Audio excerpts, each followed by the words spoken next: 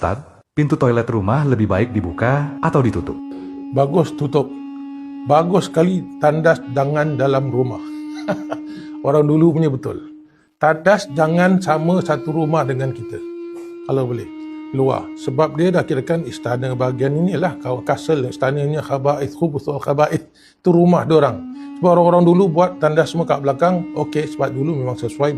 Memang boleh. Tapi sekarang mana boleh. Betul tak? Semua dah disatukan, dah mudahkan. Okay?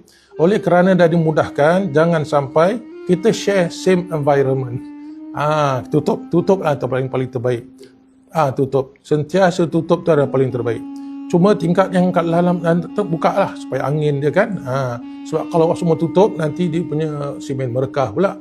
Jadi boleh tutup bahagian nak masuk ke bilik tu, tapi tingkap buka kerana hawa dia tu tak apa-apa. Satu. Yang kedua, bowl dia.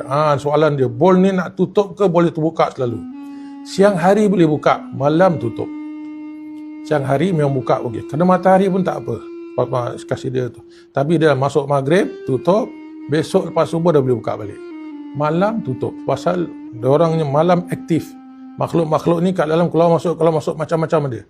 Kalau pintu tu buka, awak tak tutup, memang awak susah nanti. Resah, perasaan tak tuhara, risau, semua datang daripada sana. Kalau amalkan pintu tutup, kemudian bowl pun tutup, awak tengok lebih aman rumah awak. Lebih baik.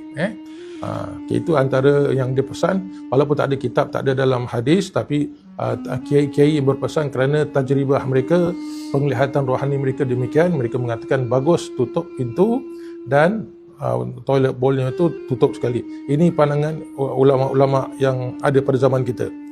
Kita belum jumpa mana-mana kitab, tapi saya rasa itu memang betul kerana itu adalah sesuatu yang punca tempatnya khubusi wal khaba'is. Rasulullah suruh kita baca doa nak masuk.